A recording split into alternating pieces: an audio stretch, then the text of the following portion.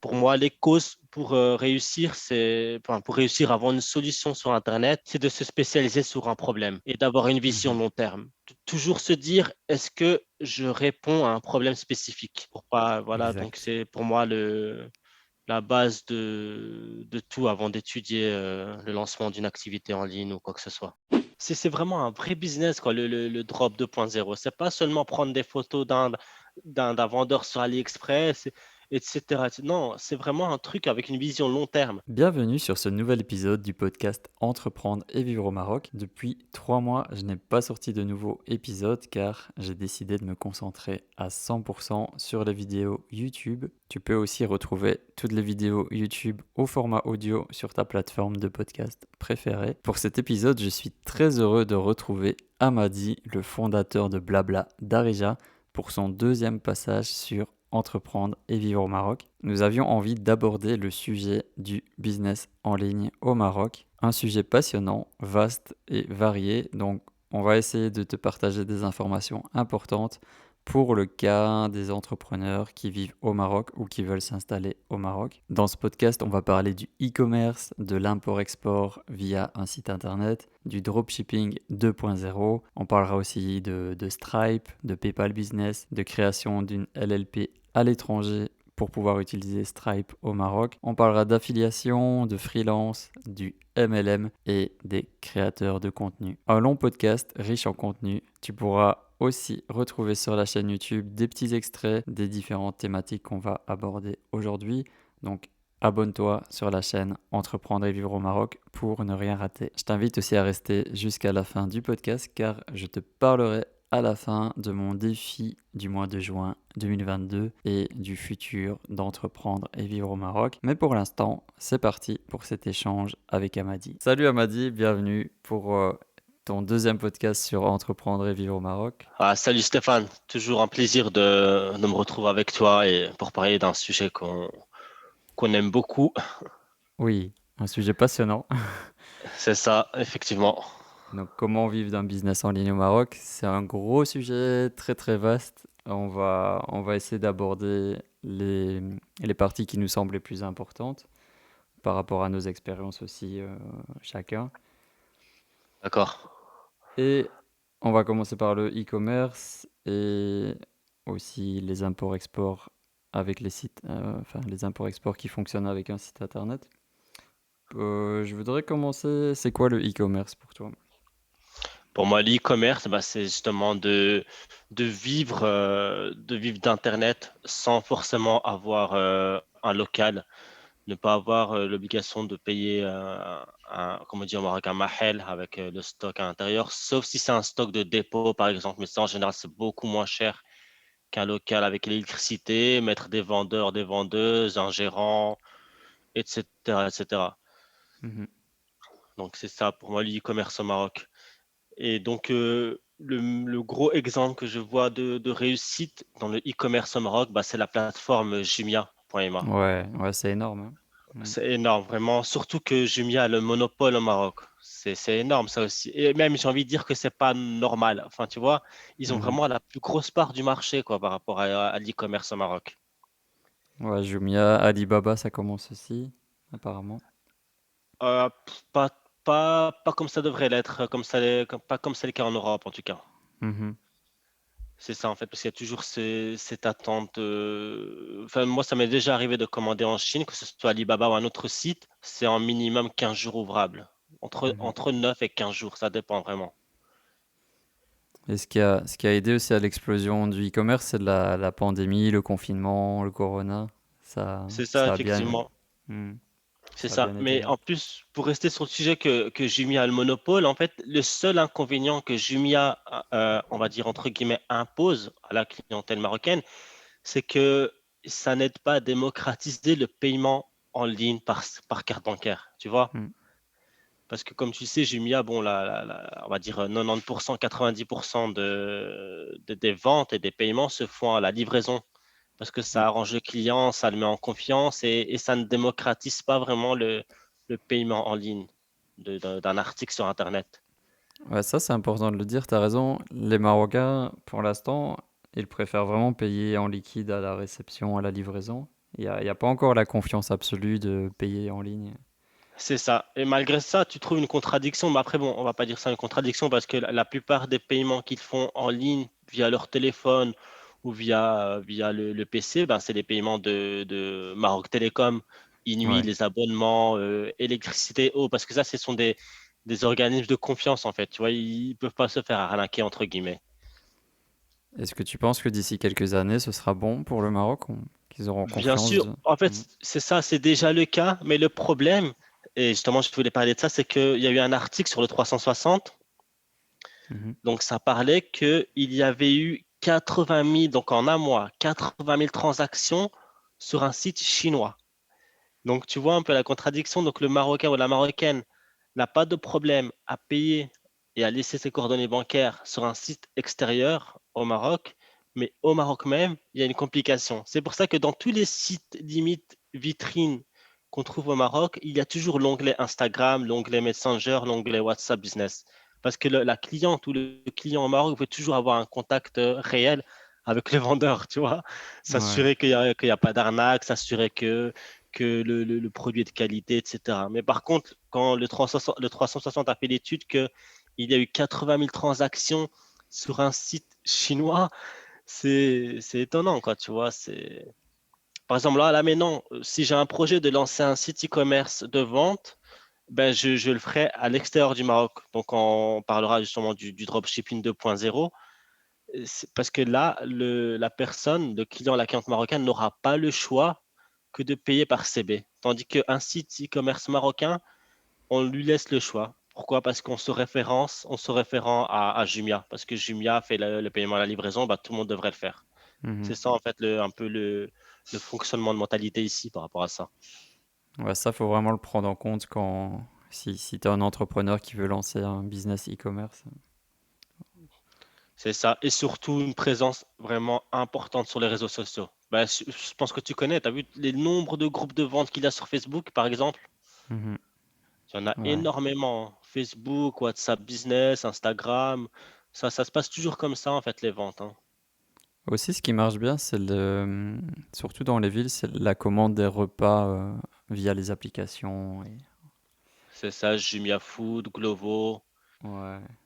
Et ici à Agadir, ben, il y a on va dire les concurrents de Glovo, ben, ce sont les livreurs indépendants, hein, tu vois, qui ils essaient d'avoir des contrats avec plusieurs snacks. Mais bon, je connais pas trop ce business model, mais ça doit être un peu compliqué parce que parfois Glovo, ils offrent la livraison gratuite Mhm. par période. Donc c'est pour ce, bon. Encore une fois, on parle de monopole, là, hein. Jumia Food, Glovo. Parce que par exemple, quand on voit l'exemple en Europe, ben, tu as quoi? Tu as Amazon, tu as la Fnac, tu as Cdiscount. Tu vois, tu as beaucoup de choix en fait, hein, comme marketplace. Ouais. Après, tu peux aussi utiliser ces plateformes pour exister. C'est ça, ça te donne une image, hein, bien sûr. Ça, c'est inévitable. Moi, ce que j'ai vu aussi dans un article récemment, qui est intéressant de mentionner, c'est le taux de pénétration d'Internet au Maroc. De plus en plus de personnes sont connectées, ont Internet à la maison. C'est un des pays en Afrique où il y a le plus d'Internet. Donc, je pense que le e-commerce a vraiment un gros potentiel d'exploser encore dans les années à venir. Bien sûr, hein, parce que comme tu dis, ouais, tout le monde a accès à Internet, tout le monde a son smartphone, tout le monde, ouais, franchement, c'est inévitable. Après, combien de temps ça va prendre? Parce que moi, ce que j'attends, c'est le fait que c'est du 100% online, quoi. Vraiment, du paiement par CB. Hop, la commande est enregistrée, elle est envoyée.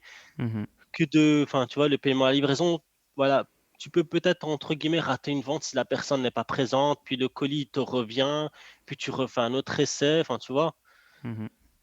c'est un peu délicat. Mais par contre, Jumia, malgré ça, ils gèrent bien leur service après-vente, hein. Donc, par exemple, quand tu commandes chez Jumia avant que tu sois livré, bah, tu reçois un SMS le matin pour te prévenir de l'arrivée du livreur, quoi. Ouais, il faut un bon service client aussi pour. Ah, franchement, ils sont forts par rapport à ça, rien à dire. Je ne dis pas qu'ils sont mauvais ou quoi que ce soit. Moi, c'est juste que ce qui est dommage, c'est qu'il n'y a pas de concurrence. Et Mhm. j'imagine que pour se positionner à côté d'un mastodonte comme Jumia, je pense qu'il Faut des moyens quoi, un bon budget, une bonne équipe, d'investisseurs et cetera.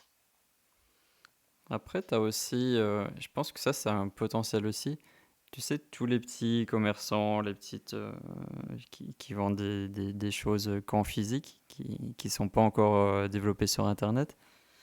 Il y a vraiment un marché à prendre pour les aider à vendre en ligne, à se faire connaître. Effectivement et ça, c'est aussi un marché à prendre pour les freelancers justement. Bah, Ouais. là où je travaille dans mon espace, enfin dans l'espace coworking, en ville Agadir, bah, il y a une femme et un homme, bah, leur travail, c'est de contacter des commerçants qui n'ont pas de présence sur internet Mmh. et ce qui est bien comme stratégie, c'est que par exemple, ils voient un commerçant qui vend des lunettes et il n'a pas de site. Eh ben, avant de le contacter, ils vont déjà faire un site vitrine. Ils vont lui montrer à quoi ça pourrait ressembler s'il se positionne sur internet avec l'option WhatsApp Business et cetera et ils lui montrent le site, tu vois?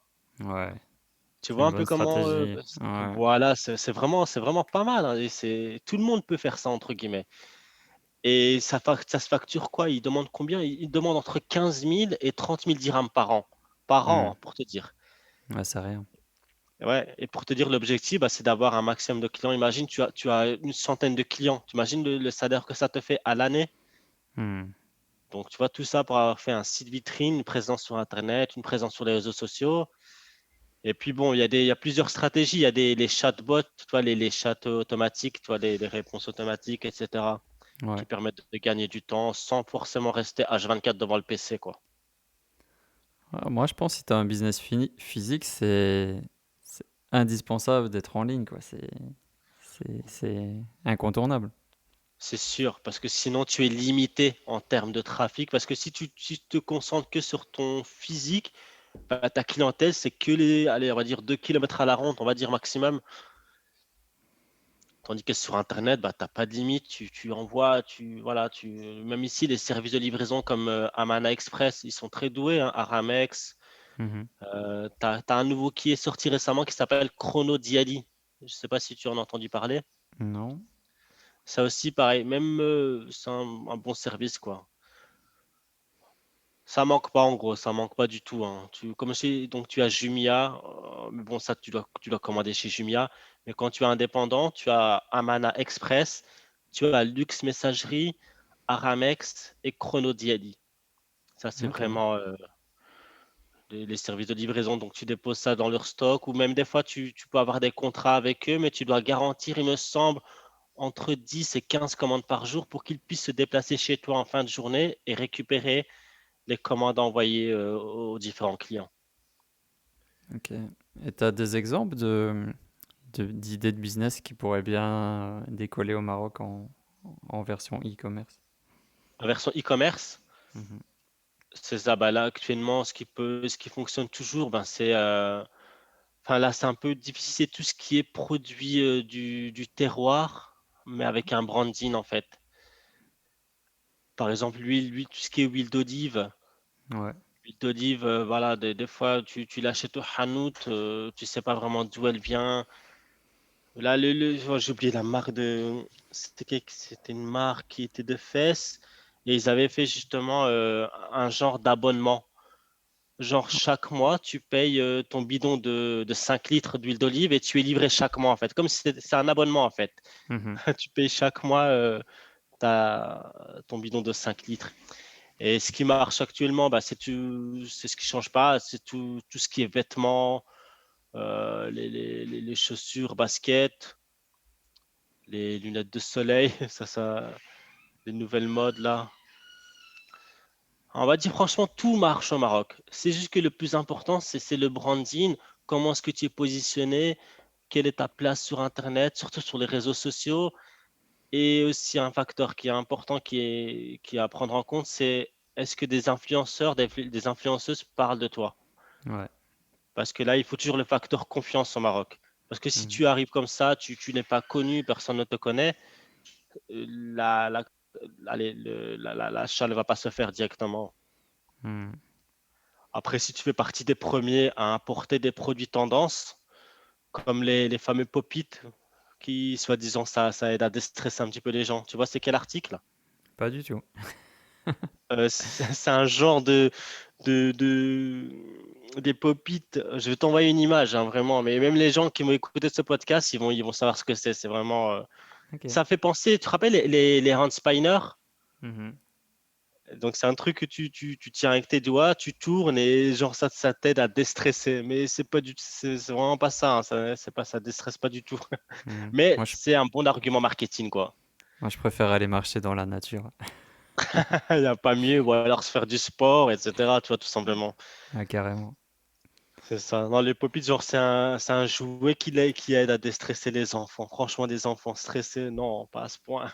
Hmm. Comme tu as dit, tu les fais courir, tu les amènes au parc. Mais bon, comme on dit, le marché a toujours raison, hein. Tu peux avoir n'importe quel produit, n'importe quelle idée dans ta tête. Si le marché ne répond pas favorablement, ben, tant que le marché veut, ben, il faut lui apporter ce besoin.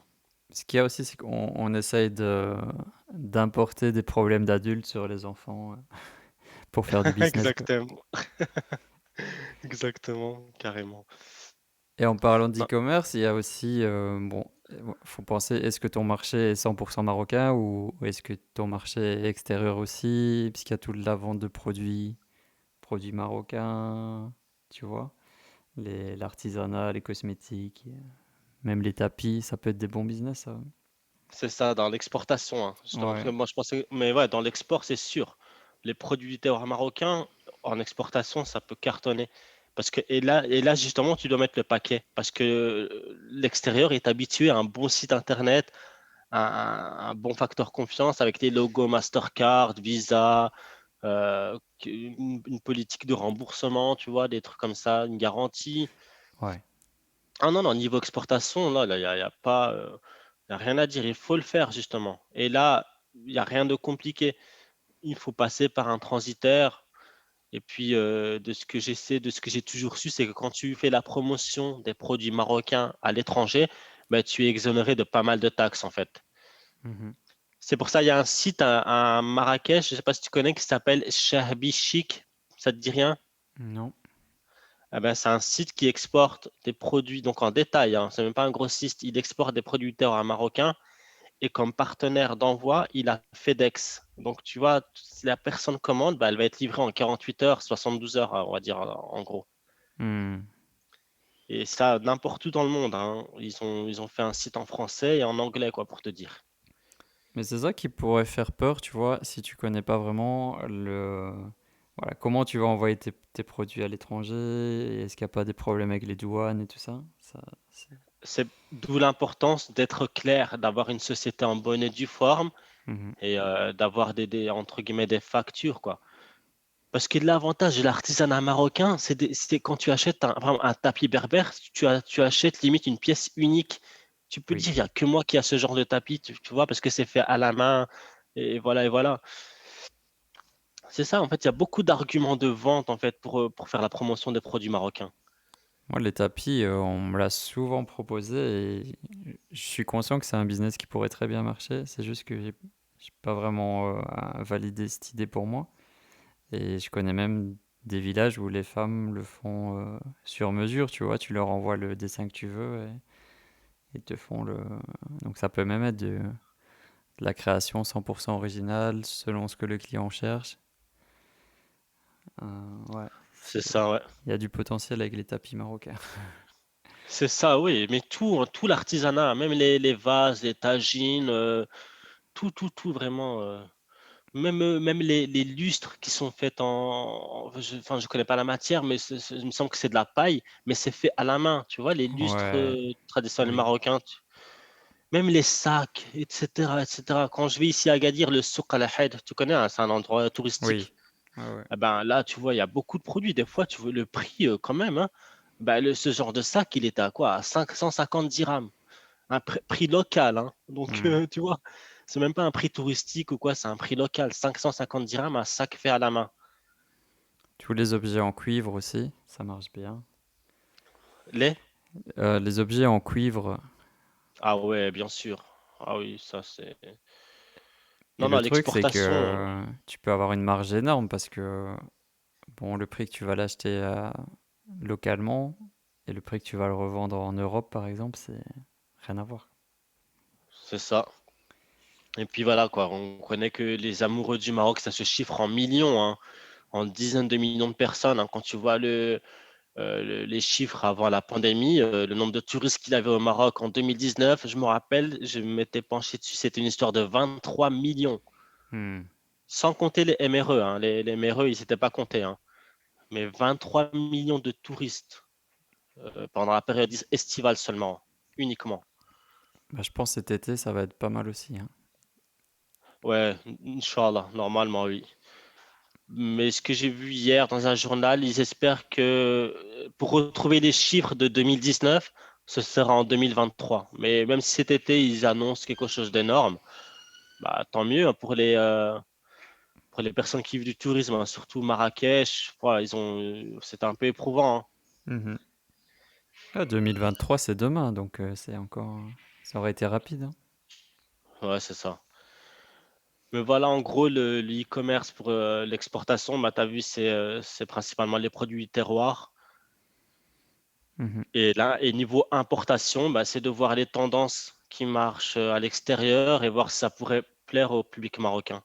Hmm. Mais là, en fait, le risque de l'importation, ben, c'est ça, en fait. C'est le risque, c'est que tu achètes, en gros, et bien évidemment, tu fais toute la procédure des dédouanements, etc. Et puis, bon, il faut être patient, il faut avoir une vision long terme. Mais le problème, c'est que si tu importes quelque chose et que ça ne marche pas, ben, ce qui est connu, c'est que tu vends à perte, hein, parfois.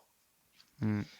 C'est pour ça que le dropshipping 2.0, c'est vraiment un business model qui est très intéressant dans le sens où ton stock, il n'est pas encore au Maroc. Ton stock, tu l'as acheté, mais il est à l'extérieur du Maroc et tu l'envoies quand il y a des ventes, quoi, tu vois. Et même Mhm. si, par exemple, ça n'a pas répondu positivement au marché marocain, et vu que ton stock est à l'extérieur du Maroc, bah, tu peux aller te positionner sur un autre marché, dans un autre pays. C'est là que je vois l'avantage du dropshipping 2.0, c'est d'acheter un stock, par exemple en Chine. La plupart des l'usine du monde, c'est la Chine. Tu t'arranges avec un fournisseur chinois, tu achètes un stock pour qu'il te fasse un coin à toi avec ton branding, etc. Et quand il y a une vente, ben, il se charge de l'envoi. Hmm. Parce que là aussi, le facteur confiance de ce business model, c'est d'acheter le stock. C'est pour ça que j'ai dit, moi, c'est le dropshipping 2.0, parce que le dropshipping de base, c'est que tu contactes un vendeur chinois, un fournisseur chinois, et tu lui dis, voilà, j'aimerais vendre ce produit, etc., etc. Mais lui, il te dit, OK, mais voilà, il te calcule pas trop parce que tu lui as pas donné ce qu'il attendait, quoi, tu vois, de l'argent, un échange financier, quoi. Mais Mhm. quand tu achètes le stock, quand tu lui dis que voilà, j'investis par exemple 2000 $ sur telle marchandise, bah, il va te donner une priorité, quoi, tu vois. Ouais. C'est ça en fait. Et la différence de faire le dropshipping classique et le dropshipping 2.0, c'est que le dropshipping 2.0, ta marchandise, quand il y aura une commande, il va te l'expédier en 5 jours. Tandis que le dropshipping classique, bah, ça peut prendre 10 jours, 15 jours, 20 jours, voilà. Parce que tu ne lui as pas montré des résultats importants pour qu'il puisse te donner la priorité. Hmm. Et t'as des exemples de ce qu'on peut faire? De ce genre de business model, Ouais. ben, c'est justement, déjà, pour ma part, c'est le prochain business que je vais mettre en place, j'espère, avant 2023. Ben, c'est par exemple, tu vois, tu prends genre une boutique, donc tu cherches un fournisseur en Chine, donc tu as quoi comme site? Tu as Alibaba, mais tu as aussi Fiverr. Mhm. Fiverr, donc là, c'est en anglais, mais bon, c'est facile d'accès, hein. Tu regardes après un agent dropshipping. Tu le contactes et il va te dire voilà, qu'est-ce que tu cherches comme article, pour quel pays, etc., etc. Et donc là, la meilleure clientèle au Maroc, bon, c'est les femmes, tu vois, tout ce qui est produit de vêtements, de lingerie à la maison, etc. Mhm. Et tu fais ton branding. Donc, tu as déjà fait ton logo, tu as déjà fait ta marque, tu as déjà fait en gros, ton site, il est prêt, tu n'as plus qu'à mettre des photos dessus. Tu contactes le fournisseur chinois et tu dis, voilà, je veux tel article. Donc, lui, il t'envoie les photos de ce qui est disponible dans son stock. Mhm. Et donc, tu regardes les prix, etc. À ce moment-là, tu lui fais part de ton capital. Et ce qu'il faut rajouter aussi par rapport au branding, c'est les photos personnalisées. Ouais. Et là, encore une fois, tu utilises soit 5euros.com, soit Fiverr, mais de préférence 5euros.com parce que là, on parle en français. Tu prends un article de chaque, par exemple, tu as 10 modèles. 10 modèles, on va dire 10 couleurs différentes de lingerie.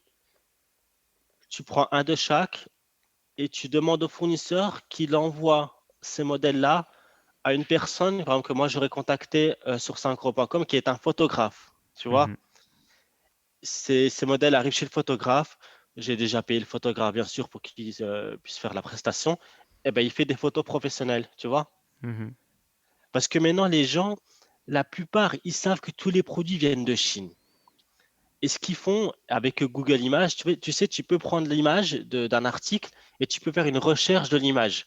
Ouais. Et souvent, bah, la personne voit que cet article coûte tant et toi, tu le vends autant. Ça, c'est une mentalité qui, les gens, ils sont toujours comme ça en général. Ils regardent le prix de vraiment combien est-ce que ça coûte vraiment. Et Ouais, le fait que tu as, toi, il y a eu beaucoup vas-y, d'arnaques excuse-moi. aussi. Il y a eu des arnaques qui ont été, enfin, mises en C'est ça, lumière et maintenant les gens se méfient un peu. c'est ça, parce que beaucoup exagèrent sur le prix. Moi, imagine, tu Ouais, achètes un article en Chine à 2 euros et tu le vends 25 euros, c'est trop. ouais. Il y a pas de problème avec ça, c'est permis, ça fait partie du business, mais quand même, pas trop exagéré, quoi, tu vois. Hmm. Et c'est ça, et justement, c'est pour ça que dans le dropshipping 2.0, il faut avoir une boutique unique, des photos uniques et ta marque à toi unique pour pas que justement les personnes puissent euh, enfin, trouver l'arnaque. Et même si à la base, c'est pas pour faire de l'arnaque, c'est pour vraiment faire du business avec une marge raisonnable. Mais c'est toujours mieux d'avoir ton propre branding, tes propres photos, ton propre site, ton propre blog par Ouais. rapport aux produits que tu vends en fait. Et tu fais même une communauté autour de ça. Si tu veux vraiment apporter beaucoup plus de valeur, tu fais une communauté autour de ce que tu vends. Non, en fait, je voulais dire que tu cherches des clientes satisfaites et tu reçois des témoignages vidéo, etc. Donc voilà, tout ça, ça fait partie de la valeur en fait. Voilà. Donc en fait, l'importance du dropshipping 2.0, c'est de lancer son propre branding. Ça veut dire que quand tu as trouvé ton article chez ton fournisseur en Chine, donc on va dire, on va rester sur l'exemple de la lingerie, eh ben tu te prends, Mhm. voilà, le fournisseur, il a ses articles et tout, et la plupart, sans exception, il est possible d'imposer sa marque en fait. Tu peux modifier l'étiquette, tu peux modifier même le packaging aussi. Le packaging, tu peux le customiser.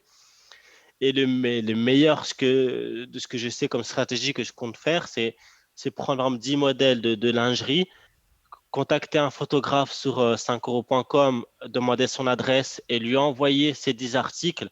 Et il en fait des photos et ça fait des photos uniques qui sont propres à toi. Donc ça, c'est Et les vraiment. photos, par exemple, c'est avec des mannequins ou Non, c'est pas juste des forcément, photos? justement, pas forcément. C'est Hmm. des photos vraiment, c'est posé par exemple sur un lit avec des roses. Le photographe, il connaît bien son taf, quoi. Tu vois, moi, ce que je veux, c'est des Ouais. photos uniques qui mettent en avant le produit, quoi. Mhm. Parce que moi, je suis pas trop pour le mannequin physique, en fait. Dans tout ce qui est lingerie, je préfère vraiment des photos, voilà, quoi, ouais, peut-être sur un mannequin en plastique ou sur le lit, etc., quoi. Vraiment des photos originales, en fait, qui sortent de l'ordinaire, on va dire, qu'on n'a pas Et l'habitude de voir. tu sais si le dropshipping est développé au Maroc? Je pense il y en a, mais comme je t'ai dit, par exemple, le site où il y a eu 80 000, mais ça, c'est un site apparemment qui est connu en Chine, là où il y a eu 80 000 transactions, c'est un site normal. Mhm. Mais là, au Maroc, je connais pas. Je connais des dropshippers, des personnes qui font du dropshipping, mais ils le font pas au Maroc. Ils ont leur stock dans un autre pays, en Chine par exemple, ou aux États-Unis, et ils vendent au reste du monde, quoi, mais pas nécessairement au Maroc. Ouais, donc tu peux développer ce business en vivant au Maroc, mais tes clients sont pas forcément marocains. C'est ça, parce qu'en fait, le problème, pourquoi est-ce qu'il faut contacter un agent en Chine? C'est parce que justement, l'agent en Chine, il va se charger de faire la livraison au Maroc. Et c'est pour ça que la garantie pour faire ce genre d'activité avec avoir un agent propre à toi pour qu'il s'occupe de la livraison vers le Maroc, c'est de acheter un stock. Parce qu'en fait, le stock, il t'appartient parce que tu l'as payé. Parce Mhm. que, parce que comme tu le sais, de base, le dropshipping, tu n'as pas à payer le stock, tu vois? Ouais. Mais actuellement, là, les derniers que j'ai contactés pour comme ça, la plupart, ils demandent un minimum de 15 commandes par jour, une garantie de 20 commandes par jour, un truc comme ça. Il y a toujours des conditions maintenant. Mhm. C'est ça en fait, parce que le dropshipping classique de base qu'on a connu au début et qui était vraiment, vraiment c'était pourri, hein, parce que par exemple, euh, ce qu'ils faisaient avant, au début, ils allaient sur AliExpress et ils prenaient des photos de AliExpress et ils faisaient leur site, etc. Et l'inconvénient, c'est que quand tu prends l'article sur AliExpress, par exemple, une montre rouge, toi, tu vends une montre rouge. Si le client, il passe commande sur ton site et il s'avère que le fournisseur que tu n'as même pas contacté, il s'avère qu'il n'a plus de montre rouge, ah ben, le client, il va recevoir une montre bleue. Enfin, tu vois? Mhm. Ouais, ouais. Tandis que dans le dropshipping 2.0, pardon, le drop 2.0, tu as contacté le fournisseur et tu as accès à son stock. Parce qu'en général, quand tu contactes un fournisseur, pour aller plus dans le détail, il te donne une application, un plugin que tu vas installer sur ton site. Et ce plugin, il te permet de voir en temps réel la quantité de l'article qui reste dans son stock. C'est ça en fait Ouais. qui est important. C'est pour ça que c'est tout un travail à faire en amont. C'est vraiment un vrai business, quoi, le drop 2.0. C'est pas seulement prendre des photos d'un vendeur sur AliExpress, etc. Non, c'est vraiment un truc avec une vision long terme. Tu Et il vois, faut travailler aussi les textes, les descriptions, tu vois, aller vraiment dans la qualité. bien évidemment, il faut bien sûr, parce qu'avant de faire tout ça, et même ça encore, ce que j'aime bien avec le site 5euros.com, même ça, tu as des testeurs de produits. Mhm. C'est vraiment Internet, c'est énorme, Stéphane. Vraiment, c'est une opportunité à pas rater, quoi, le web business. Tout confondu, hein, que ce soit la vente de services sur Internet, vendre du contenu, blogueur, c'est énorme. Et tout ce qu'on peut faire, c'est énorme. Tu peux faire tester tes produits, tu peux avoir des témoignages sincères de tes produits. C'est vraiment, et on va dire pour pas cher, hein, on va dire peut-être pour 10 euros, 15 euros, il te fait ce genre de service, quoi. Mhm. Donc c'est pour ça qu'il faut avoir une vision long terme, avoir son propre branding, son packaging et prendre le risque, hein. Voilà, il faut prendre le risque d'investir un stock et faire en sorte de l'écouler en appliquant les bonnes stratégies. Et là, t'as un nouveau business que tu vas lancer C'est ça, avec cette formule. c'est ça. Ouais. J'espère avant 2023, parce que moi je me concentre beaucoup sur les ventes de produits digitaux. J'ai un certain objectif Ouais. et voilà quoi. C'est que j'ai envie de tout explorer en fait sur le monde du web. Et vraiment, il y a tellement de choses à faire que j'ai. Parce que normalement, de manière générale, dans le web, par exemple, quelqu'un qui a fait, on va prendre l'exemple de l'affiliation, quelqu'un qui a fait un chiffre d'affaires de 100 000 euros d'affiliation, eh ben, ce qu'il va faire, il va vendre sa formation de comment il a fait 100 000 euros en affiliation, tu vois? Mhm. Et il va s'arrêter à ça. Il va plus faire d'affiliation. Peut-être qu'il va continuer, certes, mais il va plus se concentrer sur la vente de son expertise, de ses stratégies. Comment est-ce qu'il a pu faire ça? Tandis que moi, Donc, j'ai une autre vision, c'est le fait de tout explorer sur Internet avant de. Je sais même pas si un jour je vais faire des formations, mais vraiment, moi, ce qui m'intéresse, c'est d'explorer le maximum de choses sur Internet et d'en tirer un maximum de mhm. profit. Ça, c'est un des cadeaux pour notre génération, c'est que on a plein de possibilités de business en ligne. C'est ça, parce que vraiment, on vit dans une. Ouais, c'est ça, tu l'as dit. On vit dans une époque vraiment remplie d'opportunités, quoi. Mais le plus important, c'est la vision de long terme. Parce que là, les gens, des fois, ils tombent dans des pièges, hein. T'as vu, il faut pas oublier qu'il y a beaucoup d'arnaques sur Internet, hein. Quand tu as des gens, Mhm. enfin, je sais pas, le monde des crypto-monnaies, par exemple, ça, c'est vraiment à éviter, quoi. Si, crypto-monnaies, les robots trading, je sais pas quoi, AI marketing, tout ce qui représente un gain rapide, il faut toujours se méfier, quoi. Ouais, carrément. C'est trop, c'est vendre du rêve, quoi. Parce que justement, on est dans une époque d'opportunité, mais aussi dans une époque de rêveurs. Il y a beaucoup de rêveurs, rêveuses, hein. Je pense pas vraiment qu'il y a un business qui peut marcher sans travail. Il faut vraiment, peu importe ce que tu choisis, faut t'y investir, faut apprendre, faut tester. Ah C'est ouais, des actions. Donc, l'argent facile, c'est des promesses, mais dans la réalité, il faut bosser, quoi. c'est ça, quoi. Et aussi un truc que j'aimerais, Inch'Allah, le jour où je ferai ce genre de contenu, de vente de formation, etc., c'est que débuter avec 0 €, s'il vous plaît, c'est pas vrai, c'est pas possible. Mm. Moi-même, j'ai pas commencé avec 0 € quoi. J'ai dû prendre un outil pour automatiser certaines choses qui me coûtent 80 € par mois. J'ai dû prendre un autre outil, donc il y a un autorépondeur. Je pense que tu connais, un GetResponse, etc. Ah oui. Bah, je paye ça 30 € par mois, donc on commence pas avec 0 €. C'est pas vrai. Et ça, malheureusement, tu le vois encore aujourd'hui. Comment débuter sur Internet avec zéro compétence? Mais comment? Comment tu veux commencer Mm. sans compétence? Tu peux commencer avec pas grand-chose, mais il faut quand même un investissement, hein, Ne c'est- minimum, quoi. Mais c'est ça, voilà, un minimum, quoi, s'il vous plaît. Voilà, le top, franchement, c'est de commencer avec entre 500 et 1 000 € pour commencer. Ouais. Faut, Mm. faut être sincère, quoi. Sans compter si tu veux te former et tu vois, Ah acheter ouais, des formations pour te former, ça coûte cher aussi. c'est ça. Mais après, tu as une solution qui s'appelle MyMook. Tu connais? Mhm. Non? Ah, ça, je vais t'envoyer le lien. C'est vraiment, oh, c'est super. C'est très Mhm. adapté pour les freelancers, pour ceux qui ont besoin de compétences sur le marketing digital. Et vraiment, il y a toujours des pépites.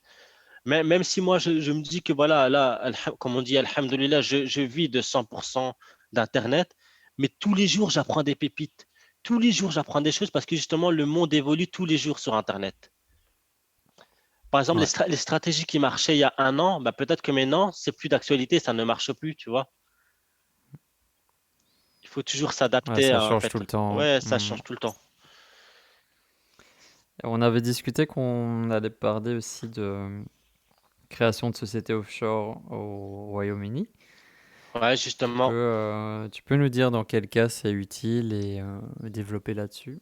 En fait, déjà pour information, donc les sociétés offshore, donc moi je vais parler de mon expérience. Donc moi j'ai choisi la société offshore au Royaume-Uni, qui est une LLP. Voilà, c'est une Limited Liability Partnership. Désolé pour Ok. mon accent en anglais, même si j'ai un bon niveau, mais la prononciation, c'est pas trop ça. Donc en fait, là, ça permet il faut être deux pour faire cette société. Et à Mhm. qui a besoin de faire une LLP? C'est pour ceux qui sont dans la vente de prestations de services, par exemple des actifs immatériels, donc les produits digitaux, ça c'est mon domaine, Ouais. le conseil, le coaching, donc toutes ces consultations en ligne, les services par Internet, la vente de contenu par Internet, donc ça veut dire les blogueurs, ouais, c'est ça, tout ce qui est blogueurs. Et là, j'ai mis entre parenthèses, mais bon, ça, il faut vivre au Royaume-Uni, c'est tout ce qui est avocat et expert comptable. Et eux, en fait, quand tu vis au Royaume-Uni, par exemple, ce genre d'activité, ben, ils sont taxés de 7%.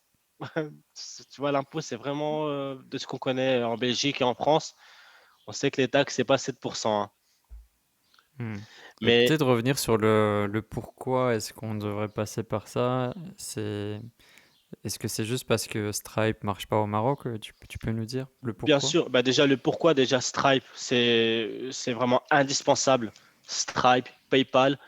Et aussi parce que ça te permet d'avoir accès justement aussi au système bancaire. Donc, moi, l'agence que j'ai choisie pour lancer ma LLP, donc là, je vais parler un peu des tarifs, vraiment vaguement. Par exemple, là, quand je passe par cette agence, au début, ça coûte environ 600 € pour la création de la LLP. Mhm. Et donc, les conditions donc en tant que Marocain, c'est d'avoir la nationalité marocaine ou alors avoir un titre de séjour valable avec une preuve de résidence. Parce qu'il faut savoir que société offshore, c'est pas tout ce qui est paradis fiscal, blanchiment d'argent. Non, là, la société offshore, même si tu as une société au Royaume-Uni, il faut savoir que le Royaume-Uni envoie des informations à Banque Al Maghreb, donc la banque marocaine. Donc, Ok. tout est transparent. Il n'y a pas de choses cachées ou pour bénéficier d'un impôt. Enfin, je sais pas. C'est pas vraiment pour tricher. Les informations, elles sont envoyées. Il y a pas, c'est pas pour tricher, quoi. Ouais, c'est vrai que le mot offshore, ça fait penser à ça, mais Ouais, en général, ouais, c'est ça. Tout ce qui est paradis fiscal, ça existe certes, mais c'est pas forcément que ça. C'est dans donc là, c'est spécifique aux Marocains ou aux MRE qui sont revenus au Maroc, ou alors les étrangers qui ont une carte de séjour. c'est ça, mais en fait, de base, la LLP au Royaume-Uni, elle est aussi adaptée pour les non-résidents. Ok.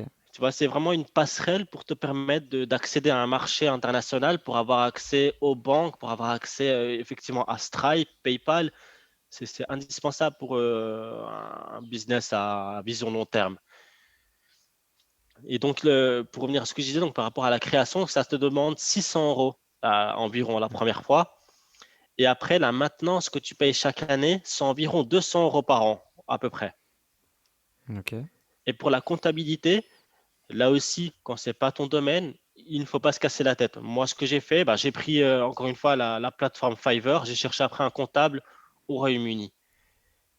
Et donc, il me Mhm. coûte, donc chaque fois que la société, donc l'agence m'envoie un papier comme quoi je dois justifier des ventes, etc., comme quoi ça n'a pas été vendu au Royaume-Uni, ou alors en fait tous les 6 mois, en fait 2 fois par an, ils t'envoient un courrier que tu reçois par email en PDF, que tu dois rendre des comptes en fait. Mais moi, ce que je fais, je prends ce papier et je l'envoie à mon comptable. Et mon comptable, ce service me coûte 150 dollars, tu vois. Mhm. Tout simplement, je me casse pas la tête, je perds pas de temps. Je reste dans mon domaine, quoi. Je ne suis pas du tout un comptable, je ne suis pas du tout fiscaliste ni quoi que ce soit. Moi, j'ai pris la LLP parce que la plupart des formateurs que j'ai suivis, ils ont insisté sur l'importance d'avoir un compte Stripe. Et donc, moi, je me suis mis ça comme une obligation, en effet. Et en plus de l'obligation, c'est un énorme avantage parce que tu n'as plus de limites, tu n'as plus de frontières, en fait. Tu n'es plus bloqué. Si tu veux vendre en affiliation un produit ou quoi que ce soit, la plupart des annonceurs, ils demandent est-ce que tu as une société, tu vois? Ouais. Parce que même ça, même l'affiliation, maintenant, on va en parler un petit peu après, même l'affiliation des annonceurs, ils demandent à ce que la personne soit une société pour justement être rassuré du fait que la personne va bien faire la promotion du produit en question, tu vois? Ouais, ouais. Donc ça joue, en fait, ça te donne une assurance, en fait, ça rassure les gens, le fait que tu te présentes en tant que société. Et donc voilà, il faut être deux. Donc moi j'ai fait ça avec mon épouse, hein, tout simplement. Et voilà, j'ai envoyé les informations. Donc ça prend, on va dire, 4 jours ouvrables. Et je me rappelais qu'au troisième jour, tu reçois un mail de l'agence au Royaume-Uni et il te donne un lien pour télécharger une application. Et avec cette application, tu vas prendre en photo ta carte nationale marocaine ou ton titre de séjour. Et puis tu vas te prendre en selfie, tu vois. Mhm. Tu vas te prendre en selfie pour prouver que tu es bel et bien une personne réelle, etc. Et un autre avantage, mais ça c'est normal, c'est que vu qu'on ne vit pas au Royaume-Uni, on n'est pas soumis à l'impôt. Donc là, c'est vraiment 0% d'impôt, mais dans mon pays de résidence, je suis soumis, pardon, je suis soumis à ce que je fais rentrer comme argent dans mon pays fiscal, dans ma résidence fiscale, donc au Maroc, tu vois. Ok. Et là, je suis taxé sur les devises que je fais rentrer. Donc en fait, là, une fois par mois, j'envoie donc les livres sterling que j'ai sur mon compte bancaire Wise au Royaume-Uni. Quand je fais le virement, avant que ça vienne sur mon compte, bah, ça passe par Banque Al Maghreb. Ok. Et Banque Al Maghreb, bah, ils prennent une commission, on va dire ça comme ça, où limite je suis déjà taxé en fait. Et quand l'argent arrive sur mon compte, bah, ça y est, voilà quoi, j'ai mon argent quoi, tout simplement, mes dividendes, on va dire. Mais moi, ce que j'ai fait en plus de ça, je suis auto-entrepreneur au Maroc. Donc Ok. tous les 3 mois, je déclare un peu ce que je vends, quoi, tu vois. Et c'est bon, comme tu sais, le statut auto-entrepreneur au Maroc, dans la vente de services, c'est 1% tous les 3 mois sur le chiffre d'affaires. Ouais, ça va. Mais bon, comme on l'a dit, Stéphane, donc là, c'est vraiment vague, hein, mais c'est en fait la LLP, pour rester dans ce sujet, c'est important pour avoir ton compte bancaire Wise, ton compte Stripe et ton compte PayPal. Parce que déjà, quand tu passes par une agence au Royaume-Uni, automatiquement, ils te proposent un service bancaire, quoi. Et en général, c'est Wise, c'est les meilleurs Wise, surtout quand tu viens d'Afrique. Encore une fois, Ouais, je ça parle. marche bien. Mhm. Ah oui, ça marche très bien. C'est très très bien, c'est rapide, c'est nickel quoi. Et en plus ta carte Et bancaire, ils te l'envoient au Maroc. et imaginons si Stripe était ouvert en Afrique et au Maroc, on n'aurait pas besoin de faire tout ça, Non, du c'est tout. ça? On n'aurait pas Mmh. besoin du tout de faire tout ça. Mais pourquoi c'est pas encore le cas, je ne sais pas. Mais ce que je sais, c'est que récemment, Stripe, ils ont acheté une société au Nigeria. Il me semble que c'est Paystack. Je vais juste vérifier parce que le nom, Mmh. Stripe, investi en Afrique, il me semble que c'est Paystack. Et c'est une société, ouais, voilà, c'est Paystack, c'est une société, on va dire, c'est comme PayPal, mais c'est au Nigeria. OK. Mais c'est pas encore, je sais pas pourquoi ils l'ont acheté, mais c'est pas encore, il y a pas d'avantage pour les Africains encore. Et juste un petit mot pour s'il y en a qui écoutent, qui connaissent pas Stripe, c'est quoi? C'est un processeur de paiement qui permet d'encaisser toutes les cartes bancaires que tu connais dans le monde. Ça peut être American Mmh. Express, Visa, Mastercard, carte bleue, Bon Contact qu'on a connu en Belgique, Bon Contact. Voilà, c'est les principaux, ouais, c'est les cartes principales hein, que Ouais. c'est Donc c'est vraiment, indispensable, quand tu veux encaisser des paiements en ligne, c'est tu indispensable. obligé de l'avoir, ouais. Mmh. C'est indispensable, vraiment, j'insiste, c'est un truc de, ça c'est ce qui a changé ma vision sur le business en ligne. Quand j'ai eu mon compte Stripe, ça y est, il n'y a plus de frontières. Surtout quand ton compte il est vérifié, tu es en bonne et due forme, oh, ça y est. Mmh. Parce qu'en plus, l'avantage de Stripe, c'est facile quand un client demande un remboursement.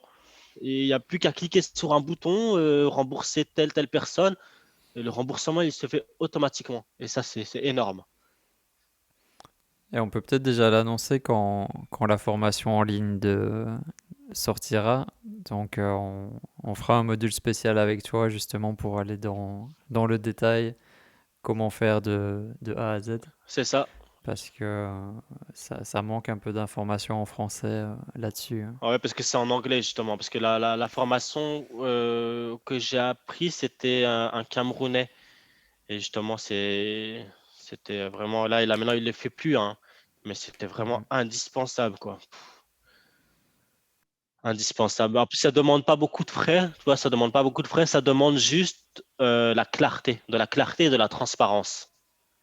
Ouais. Et justement, il faut pas faire ça parce que la plupart des gens, il faut pas faire ça en France parce que les informations, elles sont envoyées, ça, il n'y a pas de doute. Tu es traqué, quoi, entre guillemets, hein. Parce que imagine, tu fais ça, tu habites en France, mais ta résidence fiscale, elle est en France. Donc, tu vas payer tes impôts français ou belges, je ne sais pas, tu vois. Donc, tu n'as pas vraiment Mhm. d'avantage. C'est pour ça que, comme toi, tu fais la promotion de l'expatriation au Maroc, bah, c'est ça le gros avantage au Maroc. Franchement, Ouais. déjà au Royaume-Uni, tu n'es pas taxé. Et au Maroc, quand tu es entrepreneur, on va dire, voilà quoi. Comme on dit en Dalija, tu te démerdes quoi. Tu as choisi d'être indépendant, bah, tu es indépendant, on te demande à rien, tu vois. Je veux dire Ouais. Faut que être. l'avantage au Maroc, c'est que les taxes, elles ne font pas peur en fait quand tu es entrepreneur. Ouais, puis c'est progressif, c'est pas directement Ouais, on c'est te saute progressif, dessus ouais. Ah, mais en plus, quand on dit et que tu. progressif, Stéphane, quand tu lances un business au Maroc, je sais pas si tu es au courant, mais il y a je sais plus si c'est SARL associé unique, tu es taxé seulement après 5 ans. Après 5 ans Hmm. d'activité, tu es taxé. Franchement, c'est énorme, hein. Ouais, c'est un cadeau, ouais. Ben oui, c'est un Grand cadeau. cadeau, c'est un cadeau d'anniversaire, ça, tu vois. Et même avant de passer au statut SARL, le statut auto-entrepreneur qu'on a, c'est 1% tous les 3 mois sur ton chiffre d'affaires et tu as droit à 500 000 dirhams par an. Hmm. Et tu es taxé 1% tous les 3 mois. Ça aussi, c'est énorme. Après, pour être auto-entrepreneur, il faut la carte de séjour Ah aussi, oui, donc. voilà, effectivement, ouais, Hmm. ça c'est vrai. Parce que là, je parle en tant que Marocain, mais c'est vrai que ouais, pour les étrangers, il faut un titre de séjour, effectivement. Ouais, faut faire la société directe, ouais. C'est ça. Mais déjà, pour parler de ça, franchement, c'est compliqué le titre de séjour, vu que toi, tu es dans ce cas. Est-ce que c'est vraiment compliqué? Est-ce qu'on peut dire c'est compliqué? Vraiment, oui, c'est compliqué. Et il faut pas mal d'argent aussi sur ton compte personnel, ton compte professionnel. Après, si tu as l'argent et que tu réunis toutes les conditions, ben, c'est une formalité. Maintenant, si tu démarres de très peu et que tu fais pas encore des gros bénéfices, il faut juste attendre un certain temps. Maintenant, il y a beaucoup d'entrepreneurs aussi qui sont au Maroc et qui font les allers-retours, qui sortent tous les 3 mois parce qu'ils n'ont pas encore de carte de séjour. Et ils sortent Donc, vraiment en France ou ils vont à Septa ou comment? C'est ça? bah là, avec le corona, c'était bloqué. Donc, ils viennent juste de réouvrir il y a quelques semaines, quelques jours. D'accord. Donc, voilà, tu choisis ce qui t'arrange le mieux.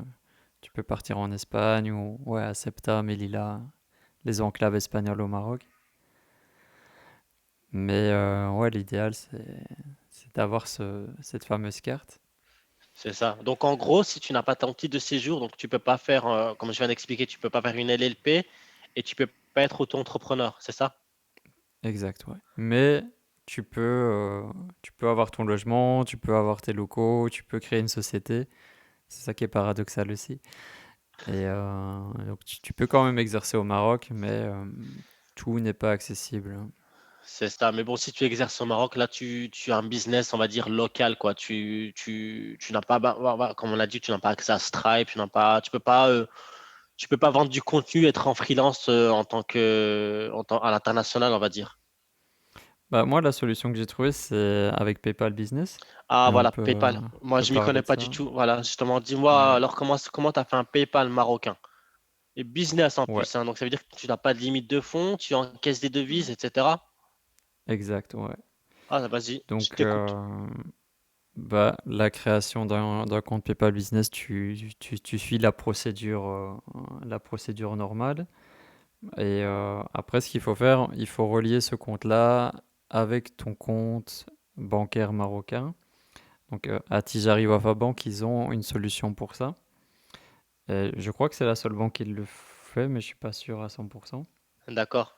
Mais quand tu dis compte Et marocain, c'est le compte marocain en dirham ou le compte convertible? les deux sont possibles. Mais là, par exemple, dans le cas d'un entrepreneur, on va dire que ça va être relié à son compte de société. Donc, c'est un compte en dirham. En dirham, d'accord. Ouais. Donc, c'est un compte en dirham qui va être relié au compte PayPal Business. Enfin, c'est plutôt le compte PayPal Business qui est relié à ton compte marocain. Et quand tu vas recevoir des devises sur PayPal, au-delà d'un certain montant, ça va automatiquement se transférer vers ton compte marocain. Donc si ta devise c'est les euros, à partir de 100 euros, c'est redirigé directement vers ton compte. En dirham Donc marocain. ouais. Donc en fait, une fois que tout est créé avec ta banque, avec PayPal, c'est assez simple, ça se fait automatiquement. Le seul problème que j'ai relevé, qui est bon, que ça peut être un peu problématique, tu vois, le moment où tu reçois l'argent et le moment où il est versé sur le compte, ça peut prendre 10 jours, voire un peu plus. Voilà, c'est ce qui m'a Donc bloqué. Bon, dès que j'ai entendu ouais. ça, j'ai laissé tomber. Et donc, Hmm. mais ce que je savais pas, c'est ce que tu viens de développer. Le fait que à partir de 100 euros, c'est directement converti en dirham marocain vers ton compte. Donc, même si c'est des dollars, des livres sterling, des dollars canadiens, ça se convertit directement en dirham, c'est ça? En fait, il y a deux devises, c'est les euros et les dollars américains. Après, si tu as d'autres devises, ça doit être converti, tu vois. Mais c'est mieux de passer par les euros et les dollars américains. D'accord. Donc ça aussi, ça peut être un frein pour certains business. Ouais, j'imagine. Moi, je vois que là, maintenant, à t'entendre, pour mon domaine d'activité, c'est pas intéressant. Enfin, je sais pas, faut tester. Mais après, moi, ce qui me bloque, c'est le 10 jours, là, 10 jours ouvrables t'imagines, t'as Ouais. autant par transaction ou je sais pas en fait comment ça se passe. Par transaction, par exemple, si tu reçois d'un coup 600 euros, ben, ça va partir. C'est chaque fois que ça dépasse les 100, ça part dans les 24 heures comme ça, hein, ou 48 heures. D'accord. Et ça prend 10 jours ouvrables, quoi. Ok. Ouais, ouais. Donc, c'est par exemple sur un jour, si un jour j'ai eu des rentrées d'argent, donc j'ai eu des ventes, on va dire, pour 700 euros. Mhm. Donc, dans 10 jours, ces 700 euros, je les reçois en dirham. C'est ça, hein? Ouais, exactement. Ouais. Ouais, ouais, c'est beaucoup, 10 jours. Fort. Ouais. Mm. Et attends, parfois ça dépasse les 10 jours, hein. Donc il faut surveiller aussi et être bien vigilant avec ça. Mais on va dire que voilà, ça fonctionne. Moi, par exemple, quand mon business c'est la vente de formation, bah, mes clients ils sont tous français et j'ai pas accès à Stripe. Pour moi, c'était une solution plus facile que de créer une société offshore, tu vois, ou C'est ça. de passer par PayPal, en tout cas dans un premier temps. Et avec PayPal Business, tu as aussi un moyen sur le site internet d'utiliser PayPal Business pour qu'il paye avec une carte de crédit. Donc on retrouve un peu l'avantage de Stripe. Le client peut payer avec sa carte bancaire à travers le système PayPal. Tu vois, t'es pas obligé d'avoir un compte PayPal obligatoire. Non, non, non, non, c'est ça en fait. Non, mais là, la plupart des gens, ils ont leur CB et puis avec leur smartphone, tu as vu. Mais ça, c'est le Mhm. modèle en Belgique, un bon contact. Tu peux payer directement Ouais. avec Beau Contact et Stripe, il reconnaît tout ça. Non, non, vraiment, le web business, Stripe, c'est indispensable, c'est inévitable pour une vision long terme. Quel que soit le business model, Stripe, c'est important, c'est connu, c'est rassurant, ça rassure les clients surtout déjà de base. Ils savent, parce que Mhm. le client, il sait qu'il est protégé, quoi, tu vois. Il demande un remboursement, tu rembourses, parce que si tu rembourses pas, tu risques d'être bloqué par Stripe. Et avoir un compte Stripe bloqué, oh là là là là, ça, personnellement, ça m'est jamais arrivé, hein, parce que moi, je préfère, enfin, le client est roi, mais il faut bref, il y a des conditions de remboursement, certes, mais sinon, vraiment, être bloqué par Stripe, c'est une galère un peu, hein. Mhm. Après, bon, c'est pas impossible à refaire un autre Stripe, de contacter le service après-vente, enfin, le service technique de Stripe, c'est pas compliqué, mais c'est ennuyant parce que le web business, tu as vu, c'est quelque chose qui tourne H24. Ouais. Et si ton compte Stripe est bloqué, tu peux C'est la potentiellement fin. perdre des ventes, quoi. Ouais. Ouais. C'est ça. Donc je dirais si tu es petit, que tu commences un business en ligne, tu peux démarrer avec PayPal, tu vois, en quelques temps. Et, euh, et après, tu vises comme la solution que tu as proposée avec Stripe. Sinon, si tu veux être tranquille, ben tu démarres direct avec ça pour commencer sur des bonnes bases, hein. C'est ça, effectivement. Moi, c'était une question de mindset. En fait, quand tu commences comme ça, tu sais que tu sais où tu vas. Ça y est, tu as fait la première étape, ouvrir une société, bah, tu assumes, tu vas au bout. Parce que comme ça, tu sors un peu de ta zone de confort, en effet. Ça aussi, ça joue beaucoup, hein, le fait de laisser traîner ça, de dire, oh, je vais faire ça plus tard, je vais commencer par ça. Moi, j'ai préféré directement investir. Voilà, j'ai fait ma société LLP. Je voyais que cette agence en question, quand on la montrera dans ta formation, bah, il proposait l'ouverture d'un compte bancaire. Donc, en fait, c'est un pack tout en un pour autant. Et voilà, quoi, ça y est, la machine est lancée. Parce que, comme je te dis, mais non, Mhm. parce que moi, j'ai commencé par l'affiliation. Parce qu'en général, le web business, là, on va en parler, on commence généralement par l'affiliation. Ça veut dire vendre les produits des autres. Et je le fais encore, hein, tu vois, vendre les produits des autres. Et la plupart, quand tu veux vendre un produit, on va dire un peu, comment on dit, à étiquette, donc un produit à plus de 200 euros, bah, ils demandent est-ce que vous êtes une société, est-ce que vous êtes auto-entrepreneur, etc. Donc là, ils te demandent des preuves et ça y est, tu reçois ton lien affilié, quoi. Mhm. Donc c'est Mais ça. tu sais, j'ai même connu des entrepreneurs étrangers au Maroc. Ils ont lancé leur activité et c'est une fois lancé qu'ils se sont posé la question, OK, comment je vais récupérer les paiements? Mais c'est la base de te renseigner là-dessus avant de lancer ton business, C'est de ça. savoir comment tes clients vont payer et comment tu vas récupérer l'argent. C'est ça, ouais. C'est vraiment, non, non, c'est la base, quoi. Moi, c'est une étape qui va te permettre d'être motivé et de voir loin, quoi. Parce que tu dis, j'ai fait tout ça, j'ai transmis mes informations au Royaume-Uni, etc., etc., tu vois. Donc, Ouais, La machine est lancée là. Voilà, la machine est lancée, il n'y a plus de marche arrière, on fonce. Même si on trébuche, on se relève. Et voilà.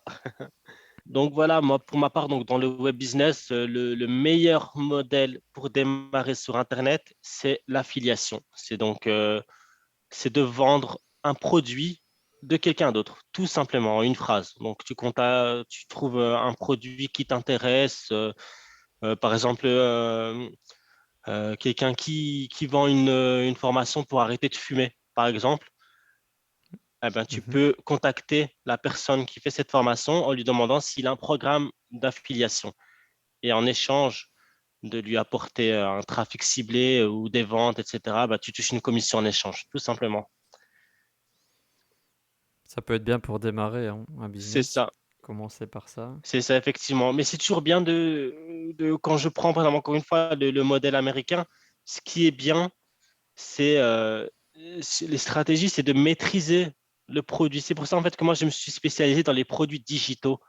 Parce que l'avantage de Ouais. l'affiliation sur les produits digitaux, c'est que tu peux acheter l'outil, le maîtriser, le tester et en faire une chaîne YouTube autour de ça, tu vois, tout en étant affilié, sans même être le créateur de ce produit-là, tu vois. Et en fait, Mhm. moi, la stratégie que je fais dans l'affiliation des produits digitaux, c'est que j'achète le produit, je le teste une semaine, mais à fond, hein. Je fais que ça pendant 2 jours à fond, une semaine même, et après, ben, j'en fais un tutoriel. Et quand je fais l'affiliation, donc quand je fais la promotion de ce produit, en plus de proposer ce produit, je propose une formation sur le produit en question. Tu vois, Ok. c'est ça en fait. Donc, Mhm. tu te positionnes comme un expert du produit dont tu fais la promotion, sans être le concepteur du produit. C'est ça l'avantage de l'affiliation. Et tu le fais toi-même ou tu délègues encore? Non, non, je le fais moi-même justement, parce qu'en fait, je crée une communauté autour de Mhm. ça. Parce qu'en fait, quand tu crées une communauté autour d'un produit que tu mets en avant, les gens, ils te font confiance. Et 3 mois, 4 mois après, je trouve un autre produit qui pourrait les intéresser. Ah ben voilà, tu vois, la machine est lancée dans le sens où tu renvoies un mail en leur proposant, voilà, j'ai trouvé une nouvelle pépite qui va te permettre de gagner du temps dans ça, dans ceci, dans cela, tu vois. C'est ça l'avantage de créer une communauté autour de tout ce qui est digital, les produits digitaux, tu vois. Après, bon, il y en a d'autres, il faut une communauté autour de, je sais pas moi, de produits naturels, etc. Tu vois, il y a plusieurs niches en fait possibles. Mhm. Par exemple, les personnes qui font la promotion d'un outil comme ClickFunnels, LearnyBox, System.io, etc. La meilleure manière de faire Ouais. la promotion des outils de cette manière, donc un outil qui te permet de vendre une formation, de faire ta formation en fait sur ces outils-là, c'est de t'adresser à des personnes qui ont une expertise. Par exemple, quelqu'un qui fait du sport, qui a une compétence dans je sais pas, dans la remise en forme, la perte de poids, etc. Mais tu te Mhm. concentres sur toutes ces personnes-là en leur proposant de digitaliser leur expérience, leur expertise, pardon, tu vois. Par exemple, tu contactes Ouais, c'est des figures d'autorité et ils auront la c'est ça, crédibilité. pas nécessairement, mais peut-être une personne que tu trouves par exemple, sur les groupes Facebook, par exemple, qui fait du coaching à l'heure, à l'extérieur ou dans une salle de sport. Eh ben, ce que tu Mhm. peux proposer à cette personne, c'est par exemple avec ClickFunnels ou LearnyBox ou System.io, il est possible que tu filmes ton exercice et tu le mets sur la plateforme et tu vends en fait cette formation d'exercice, entre guillemets, tu vois. Et toi, ton travail, Mhm. c'est de faire la promotion de cet outil qui va permettre au coach sportif de digitaliser son expertise. Et tu peux faire ça avec tous les métiers, hein. Par exemple, Mhm. quelqu'un qui fait Ouais. par exemple je sais pas, de la psychologie ou qui fait de la thérapie de couple, qui fait quoi, qui soigne les gens, enfin, quelqu'un qui est expert dans tout ce qui est tisane, par exemple, il peut digitaliser ça, il peut en faire des vidéos. Par exemple, la couture, il n'y a pas longtemps, j'ai vu une femme à la couture, par exemple. C'est une couturière, ben, en fait, elle a un atelier, mais elle aimerait augmenter son chiffre d'affaires. Eh ben, Mhm. l'agence marketing qui s'est occupée de son business, ils lui ont proposé de se filmer pendant qu'elle fait la couture et montrer les techniques de machine à couture, etc. Ah ben maintenant, elle en a fait une formation Et voilà quoi, ces vidéos, quoi, elles peuvent vendre ça voilà, sur tout le marché francophone, tu vois. Donc c'est ça l'avantage de la Et DJI. maintenant avec le développement d'internet et tout, ce qu'on a parlé avant, bah, toutes les marques, même les grandes marques, ont des programmes d'affiliation si tu cherches C'est bien. ça en fait, il faut chercher. C'est pour ça que le web business, c'est tout un travail. Parce que naviguer sur Internet et trouver des produits comme ça, il faut vraiment chercher parce qu'il se peut que tu trouves un produit qui est intéressant, mais sur son site, tu vois qu'il n'a pas de programme d'affiliation. Mais tu peux le contacter et lui Mhm, demander est-ce que c'est possible de faire la promotion de votre produit, de votre service, et en échange, je touche une commission. Et là, c'est tout à fait mhm. possible, en fait, parce que lui, dans la plupart des sites Internet, tous ceux qui ont un site Internet, ils peuvent faire un programme d'affiliation, tu vois. Bon, même si c'est externe au site, mais c'est pas quelque chose de très coûteux ou de très difficile à faire. Mais voilà, c'est tout à fait Mhm. possible. Mais la stratégie gagnante dans l'affiliation, c'est de toujours maîtriser le produit ou, ou de maîtriser le sujet que tu mets en avant. Et ensuite, donc ça, c'est la première étape, c'est de maîtriser ce que tu mets, ce que tu fais comme promotion. Et ensuite, Ouais. la deuxième étape, c'est de créer du contenu, par exemple des vidéos, une chaîne YouTube ou un blog autour de ça, tu vois. Et après, Mhm. tu crées une formation pour, comment dire, pour une formation de ce produit en question, tu vois. Ouais. C'est ça, en fait, les stratégies, pour moi, ce que j'applique quoi, dans l'affiliation. C'est- Et toi, tu as utilisé ce système d'affiliation, mais tu es aussi créateur de Blabla Darija où tu proposes à d'autres personnes de recommander ton produit. Effectivement, par exemple, bah, tu vois, tu es un des meilleurs affiliés parce que ta niche, elle est précise, entreprendre et vivre au Maroc. Donc là, tu t'adresses à des Ouais. personnes qui ont comme objectif de vie une expatriation, ou vivre sa retraite au Maroc, etc. Tu vois? Donc, inévitablement, le Dalija, ça pourrait intéresser ton audience. Donc là, en plus, je t'avais contacté il y a longtemps, entre nous. Ouais, Je c'est t'avais vrai. contacté il y a longtemps. Tu étais encore avec Ouais. Maroc en conscience, je me rappelle. Ouais, j'étais pas encore sur ce marché-là. Et ouais, je suis étonné aussi que ça marche aussi bien. Enfin, j'ai pas l'impression que j'en ai parlé beaucoup encore, mais de ce que j'ai mis en place, ça marche Voilà, bien, ouais. effectivement, tu as fait du contenu, tu as fait une chaîne YouTube et tu as laissé, voilà, là Mhm. aussi, tu as une vision long terme parce que tu sais que c'est organique, tu n'as même pas, t'as même pas investi d'argent, tu vois. Ouais. Donc, ouais, c'est ça, en fait, hein. En échange, c'est un échange gagnant-gagnant, en fait. Moi, je reçois du trafic qualifié et puis le trafic qualifié reçoit des mails de relance, voilà, de vente de temps en temps. Et en échange, ben, tu reçois ta commission, tu vois, c'est gagnant-gagnant. En fait, Mm. l'affiliation, c'est simple, hein. En une phrase, c'est de faire la promotion d'un produit existant, tout simplement. Et toucher une commission en Ouais, échange. comme tu disais, un produit que tu as testé, que tu utilises, c'est C'est encore encore mieux. mieux. Comme là, Ouais. je suis client chez toi, donc c'est encore plus facile d'en C'est ça, parler. tu es conscient voilà, de la qualité, de la mise à jour hebdomadaire. Voilà, quoi. Mhm. On essaie de toujours assurer, hein, de tenir la promesse de l'offre, quoi, surtout. Est-ce qu'on pourrait dire aussi, quand c'est toi qui cherches des personnes qui vont devenir affiliées, de bien choisir ses affiliés aussi? Surtout. Parce que moi, au début, c'est vrai que j'avais fait, entre guillemets, un peu n'importe quoi. Au début, j'avais presque 20 affiliés, t'imagines? Et là, Hmm. maintenant, j'en ai que 6, mais 6 vraiment très bons. Tu as une chaîne YouTube, Hmm. l'autre, il a un blog, l'autre, il a un groupe WhatsApp, l'autre, il a un groupe Facebook autour du Maroc, etc. Voilà, c'est mieux. Je préfère recevoir 5, 6 contacts par jour qualifiés que 30 de n'importe où. Et Mais là, tu vas voir avec Omar, on va développer des contenus pour booster aussi Blabla Darija, donc c'est que le c'est que début. le début, voilà, exactement, c'est que le début. Et en plus, là maintenant, actuellement, au vu du contexte mondial actuel, beaucoup pensent à l'expatriation, hein. Beaucoup pensent à vivre dans un autre pays. Ouais. Et encore une fois, hein, comme on avait parlé Hmm. la dernière fois, encore une fois, il y a beaucoup qui choisissent la Thaïlande. Mais j'ai pas encore fait des recherches, mais pourquoi la Thaïlande? Soit c'est un pays qui est pas du tout cher. En fait, je connais pas du tout la Thaïlande du point de vue économique, etc. En fait, parce qu'il y a beaucoup qui partent Ouais, en la vie est Thaïlande. moins chère aussi, hein. Mmh. Ouais, mais c'est moins cher, mais c'est loin. Je veux dire, en avion, c'est pas 3 heures d'avion comme le Maroc, quoi. Ouais, c'est super loin, il y a un gros décalage de langue aussi, de culture, Ouais, plus que le Maroc, je trouve. c'est ça, hein. Moi, je trouve que allez, c'est pas parce que je suis marocain, mais je veux dire, allez, pour l'Europe, le pays le plus facile en termes d'expatriation, ça doit être le Maroc, normalement, tu vois. Ouais, puis enfin, c'est vrai que c'est une autre culture, mais je trouve le choc est pas si grand que ça, hein. C'est, tu peux t'adapter quand même rapidement. Bien sûr, mais oui.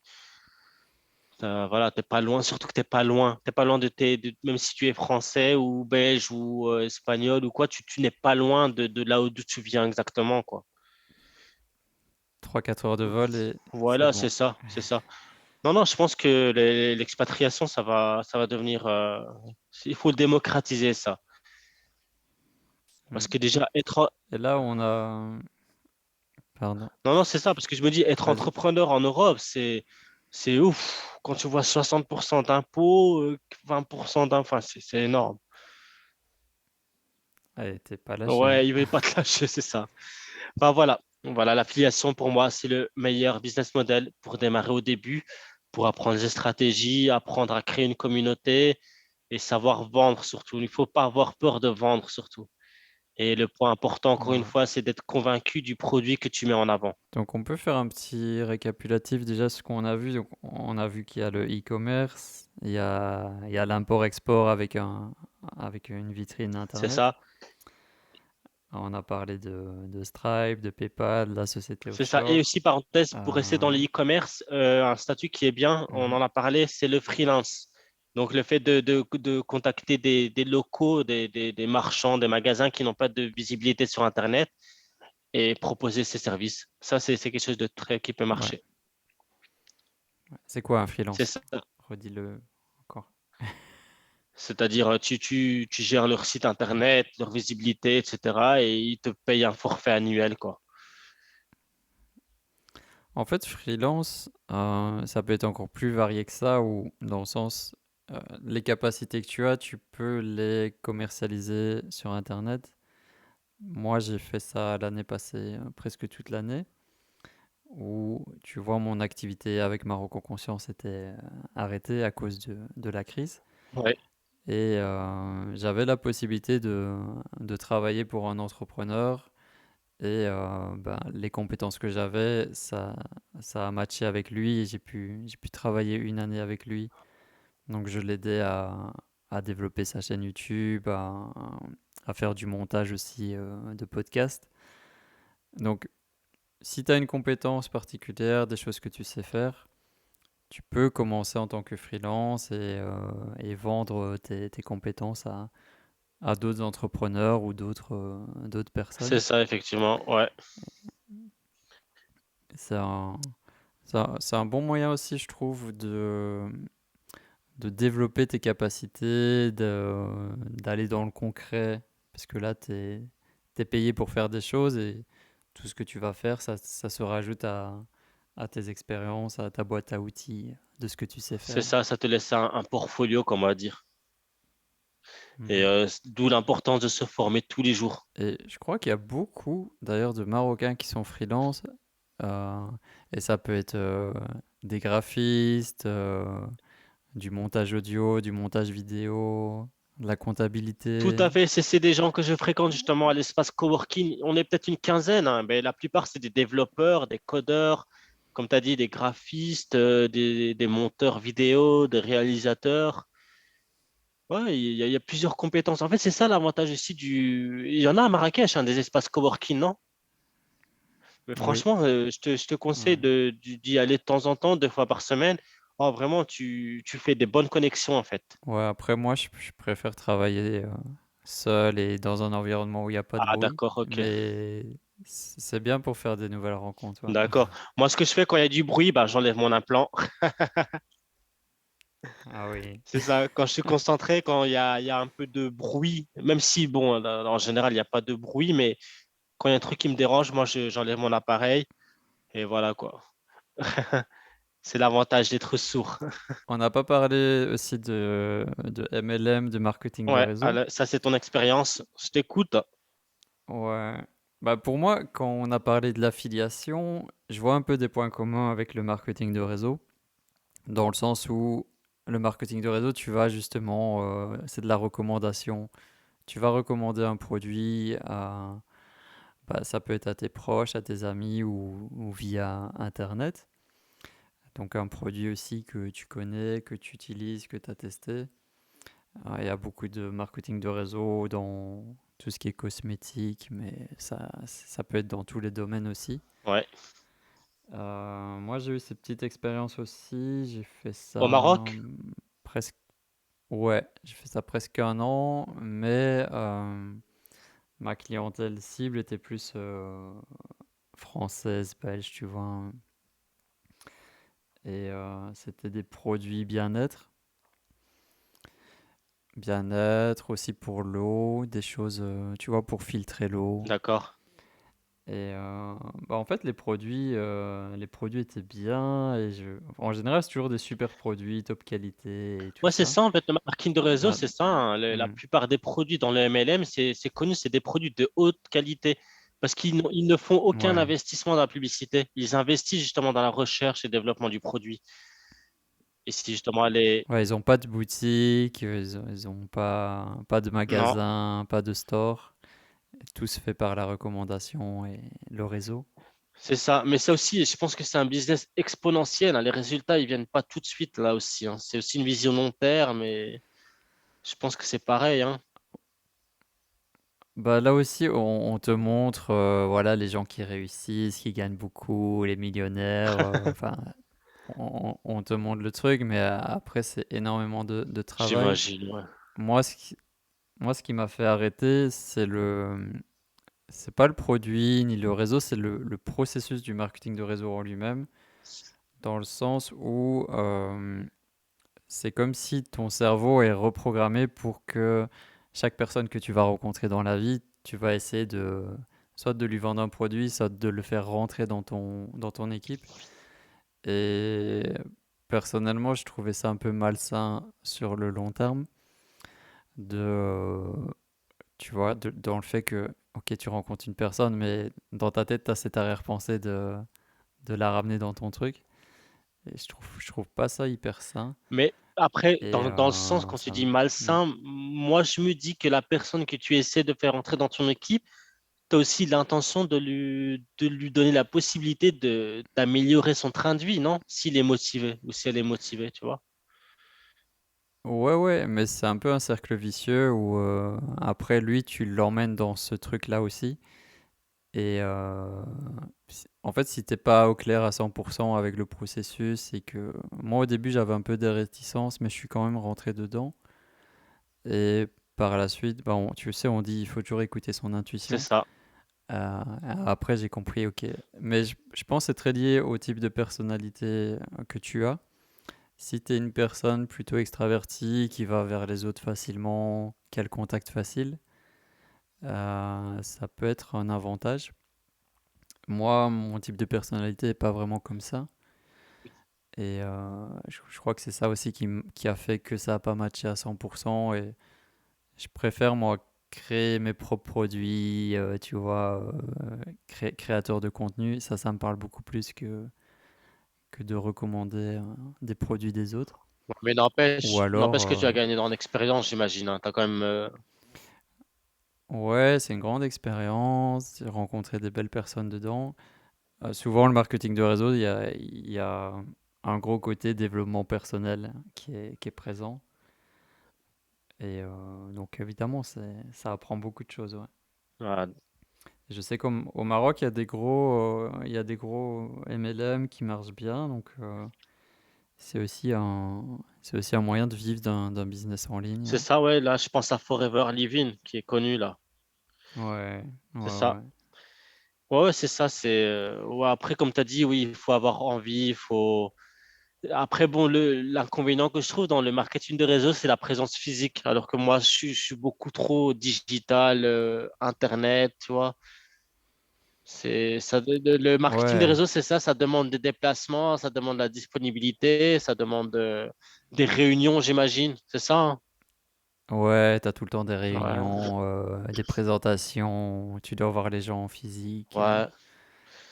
Non, c'est vrai que c'est quelque chose qui, moi, personnellement, me conviendrait pas parce que j'ai pris goût à la digitalisation, le fait que tout se fait. En fait, j'aime bien être. T'as vu, je vends des produits sans me montrer, en fait. Tu vois, tu restes Hmm. dans l'ombre, mais tu gagnes ta vie. Tu vois, c'est énorme. Et le dernier axe qu'on avait noté, bon, évidemment, il y a d'autres moyens de vivre d'un business en ligne au Maroc ou dans le monde, mais on ne pouvait pas tout faire dans un podcast. C'est l'aspect créateur de contenu.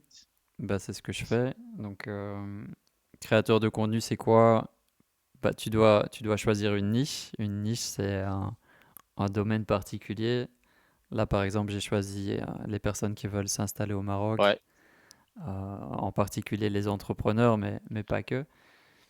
Et une fois que tu as choisi ta thématique, que tu as trouvé ta thématique, bah, tu crées du contenu. Donc, ça peut être des vidéos, ça peut être des articles de blog, ça peut être des podcasts.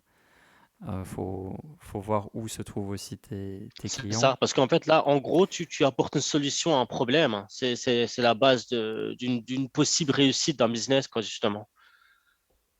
Parce que là, tu t'es spécialisé on va dire, dans l'aide. Tu apportes une solution, tu apportes de l'aide, tu apportes des réponses à des personnes qui souhaiteraient vivre au Maroc en tant qu'entrepreneur, en tant que retraité. Après, j'imagine que même pour les nomades, hein, il y a des personnes qui quittent tout pour vivre au Maroc, hein. Tu Mhm. vois, c'est.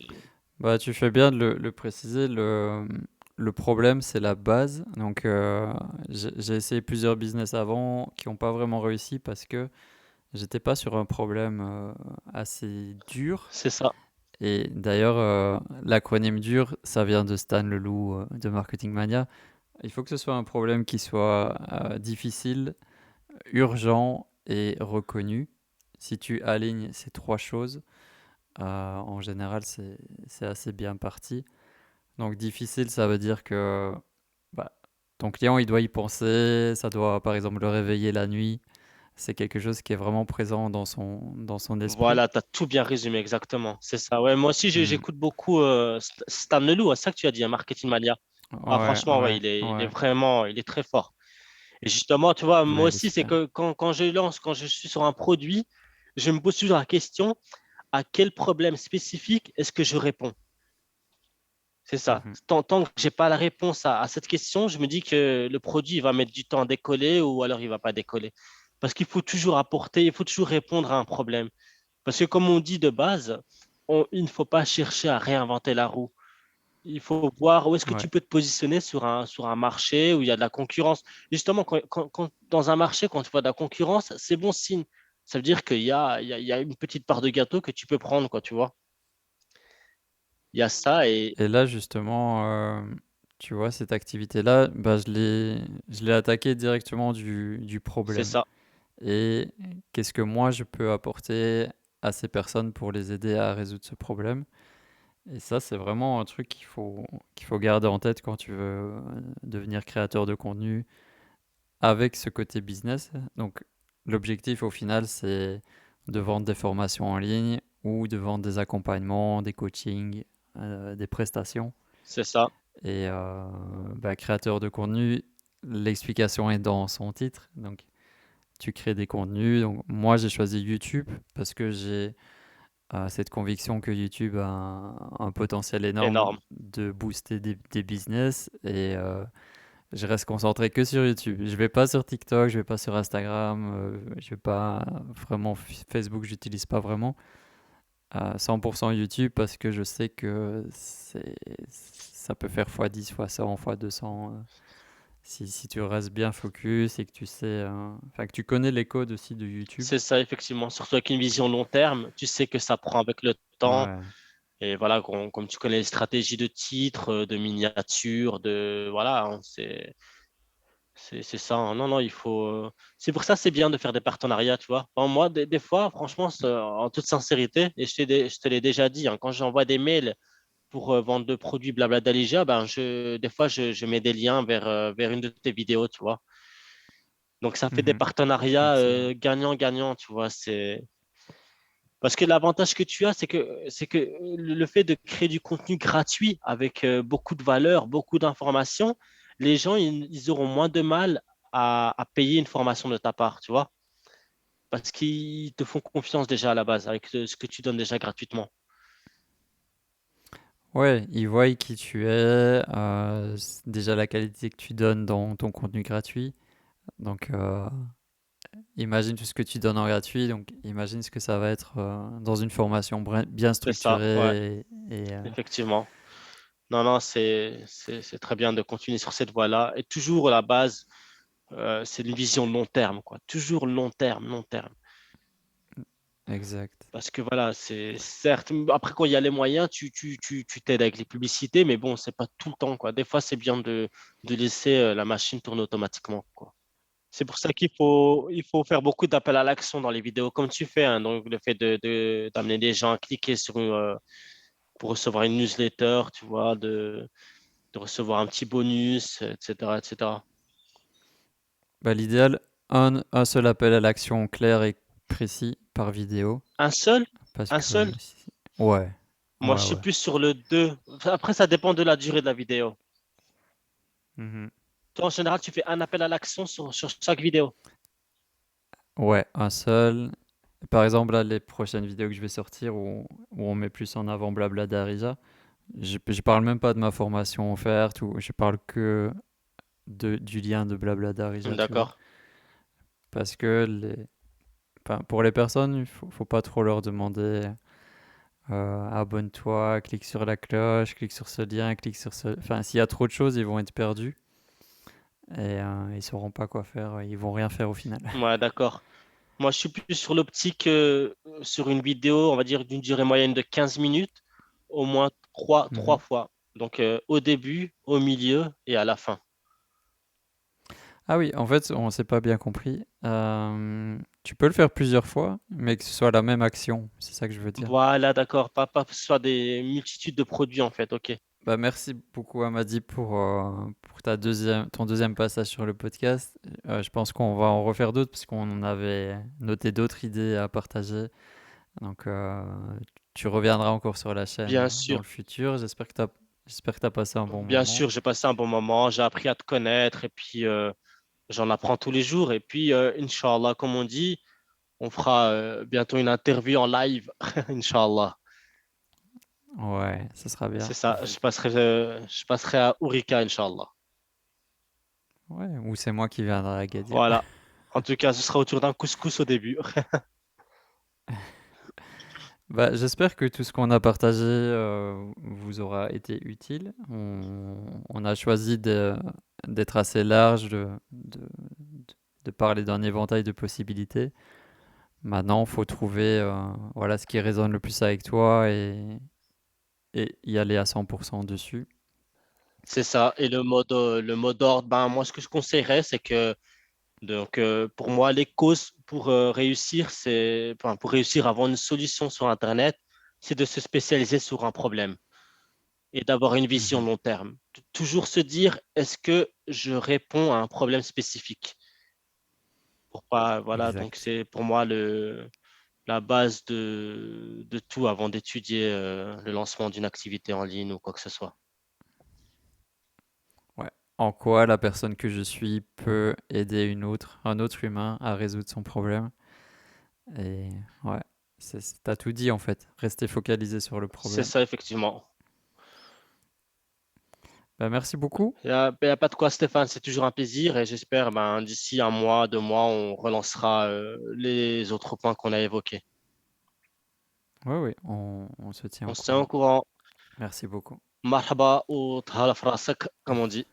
Et voilà, un bel épisode de podcast terminé et un magnifique échange avec Amadi. Encore merci à lui pour son intervention, sa deuxième intervention. J'espère que tu as passé un bon moment et que tu auras appris de nouvelles choses qui te serviront pour le lancement de ton projet pro au Maroc. Comme promis, je termine en te partageant quelques infos sur le futur du projet. Ce mois de juin 2022, je me suis lancé le défi de réaliser 5 interviews vidéo avec des entrepreneurs, hommes ou femmes, qui ont réussi au Maroc. L'objectif ici est de valider le format interview pour la chaîne YouTube, car j'ai remarqué que ce format te plaisait beaucoup. Je pense que le fait d'avoir des retours d'expérience très concrets d'autres personnes qui ont immigré ou expatrié au Maroc, ça peut vraiment être intéressant pour toi.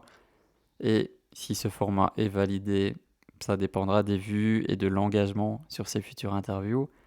Si c'est validé, je partirai dans toutes les villes, les régions du Maroc pour rencontrer d'autres entrepreneurs à succès et te partager leur histoire, leur parcours. Donc si tu connais des étrangers qui ont réussi leur intégration et leur business au Maroc, n'hésite pas à m'en parler, que ce soit en commentaire ou via mon site internet entreprendremaroc.com tout attaché. Mon principal objectif là jusqu'à septembre, c'est de te créer un maximum de contenu de qualité sur la chaîne YouTube, donc des interviews, des vidéos conseils face caméra et des vidéos qui seront plus travaillées sur des sujets inédits en lien avec le Maroc. Je t'en dis pas plus, tu auras la surprise prochainement. Comme ça, début septembre, on pourra lancer la première grosse formation d'entreprendre et vivre au Maroc, une formation en ligne qui réunira toutes les informations indispensable pour la réussite de ton installation au Maroc